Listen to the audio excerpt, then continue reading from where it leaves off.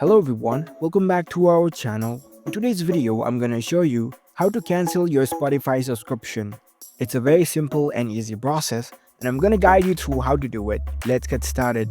First of all, on your phone, head over to your preferred web browser.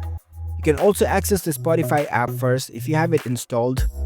Otherwise, you can navigate to the Spotify website. Once you're in the website, make sure that you are logged in with your account. After you are logged in, you'll see this kind of interface. Now, in order to cancel your Spotify subscription, you must have purchased the Spotify premium plan before. Now over here, you can see the settings icon at the top right corner. Tap on it. Now select this view account option. In your account space, you can see this your plan section over here. Tap on it. In this page, you will see the subscription plan that you have purchased.